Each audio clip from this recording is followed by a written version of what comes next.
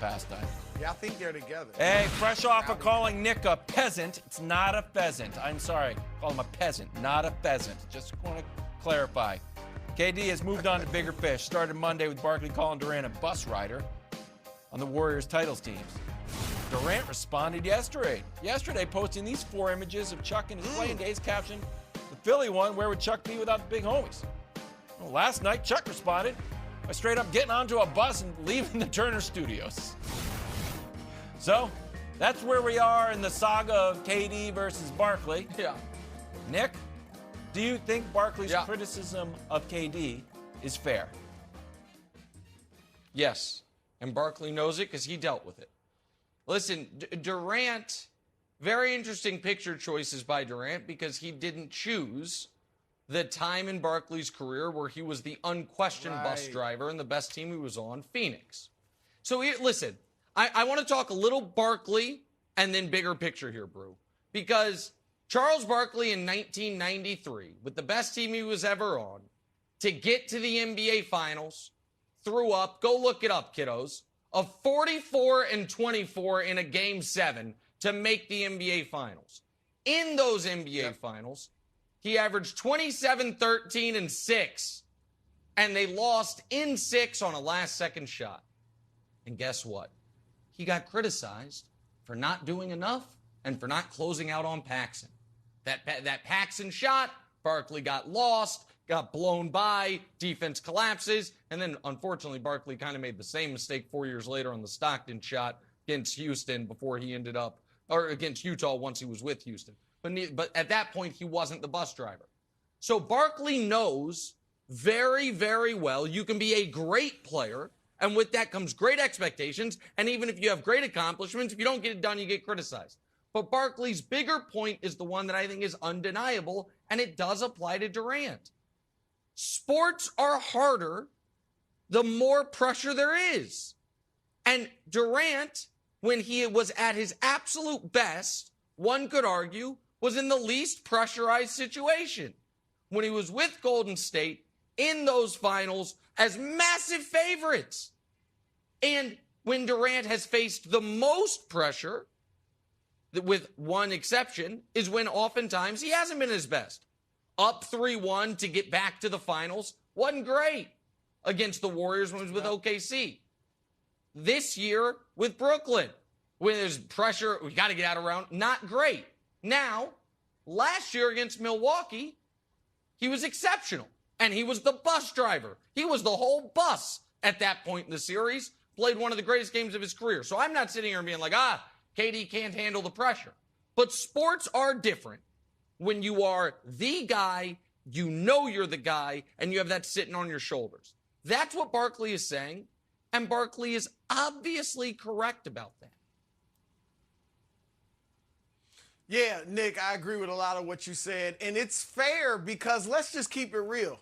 It's what a lot of people are thinking. I mean, heck, a lot of people have said it. You know, Walt Frazier said, yeah, there's those asterisks, right? But about KD's championships in Golden State.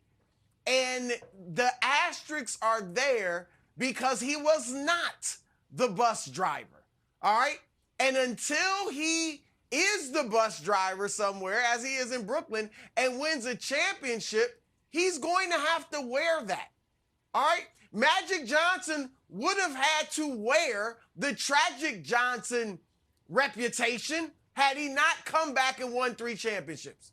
LeBron would have had to wear the Dallas in 2011 reputation had he not come back and won 4 championships.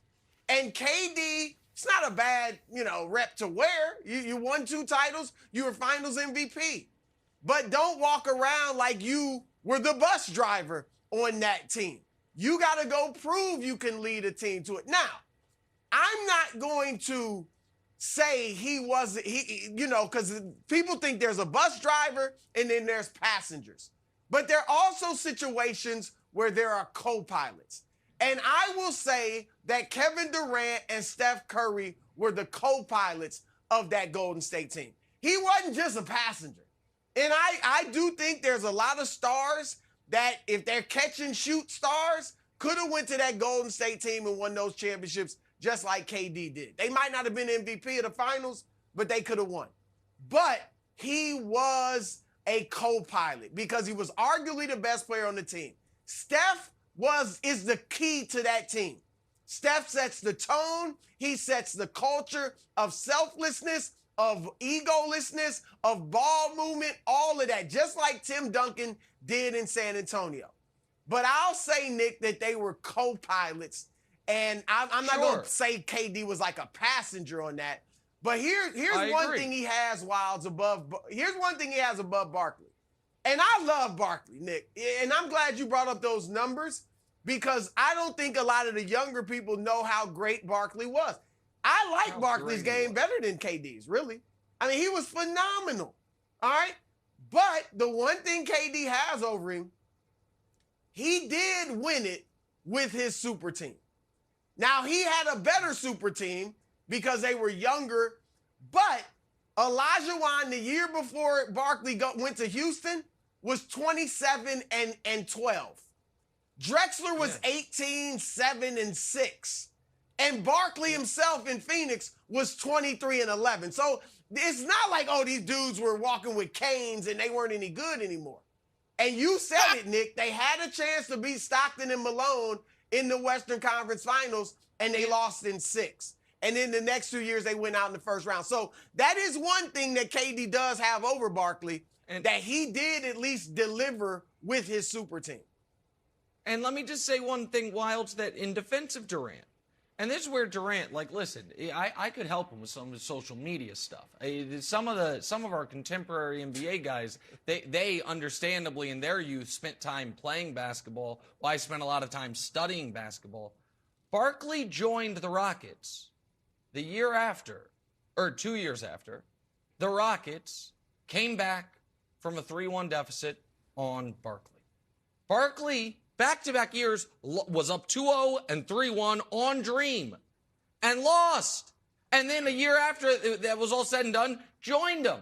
Because at that point in his career, he knew this is the only chance I have to get a title, and I don't judge him for that. And I don't think it's the exact same situation as Durant, but there are some similarities. But Wilds, a lot of these KD discussions, because it has been one of the preeminent debates of the last 10 years in this league, is LeBron and Durant. And this, to me, is a major distinction between them, which is LeBron, has known for at least the last 12 years, if not the last 15 years, man, if we lose, I'm the one catching it. Maybe with the exception of the 2015 finals and the 2018 finals when the teams were so overmatched because of injury or roster. But in general, goes into every playoff series knowing no matter what I do, if we lose, it's coming on me. And he's performed. He has risen to the level of expectation with the exception of 2011. Durant hasn't had to deal with that for a lot of his career. In OKC, when they lost, people blamed Russ. In Golden State, they were never going to lose. And now in Brooklyn, when if they lose, it is on him. They haven't gotten out of round 2. That's a real thing. Like, that is the accurate history of it. And I think that's one of the points Barkley's making. Okay. Do you think it would be fair if you were to help Kevin Durant with his social media? If I was to help Kevin Durant with his social media, I would post my 2 finals MVP trophies. And say, are you sure? Oh, this was Steph's team? It's Klay's team. It's Draymond's team. It's Steve Kerr's team. Well, he won back-to-back finals MVPs. And everyone just dismisses it like he was along for the ride. No. You watch those finals, he was obviously the best player. He obviously stepped up. He's obviously the focal point of that offense. And everyone's just rewriting history because of the Warriors prior to that. He wasn't the focal point of the offense. He's got back-to-back finals. He wasn't the focal point. No, that's true. Steph was the focal point. Here's what I would say to that. Steph was the guy that teams game planned for. Correct. And first of all, nobody dismisses it. I've had listened all week. Everyone dismisses it. 2 of my favorite basketball people in the world, Zach Lowe and Bill Simmons, keep calling KD top 10 all time. All time. Better than Shaq or Hakeem or Duncan or Bird. You got to pick some people to kick out of that top 10. So I don't think people are dismissing it. The problem, Brew, is this. On that Warriors team, the best defender was Draymond Green. The best shooter was Steph Curry. The best clutch player was Klay Thompson. And the best leader was Steph Curry. Now, you can argue the best all-around everything player, do-it-all, Durant, fine. You can argue. And in those finals, he averaged 35 points per game in the finals. He was exceptional. Yeah, he pretty good. met the challenge and exceeded it. Nobody is dismissing that. That's the thing is, people, you don't get to be like, I want to be considered neck and neck or above Larry Bird, and then be like, well, people can't parse the resume. Yes, they can. They have to. Right. And so I think that's what's happening. Medals time. My guy, Anthony Edwards. Talk about a great shot. Boom! Ties the game. A few seconds later, Great goes for the pass. steal, loses the game. Hey, win some, you lose some, I guess. Wasn't good enough for the medal. Nick, who did it better? Well, you know what? We're going to give out a rare losing medal for a player who did everything he could have for the Atlanta Hawks. Show it to us. How about this? DeAndre Hunter says, hey, guys, I'm going to give you 35 and 11. Can you help me out, Trey? And the answer was, nah, bro, I can't do it. So, hey, I got your back. 35 and 11, you get a bronze medal. Silver medal, Mikal Bridges. For a guy that might be the best defensive wing in the league, or, well, Giannis if he's a wing. The second best defensive wing in the league, maybe. 31 and 5. Underrated. Get in the bag soon. And then the gold medal. You know who it is.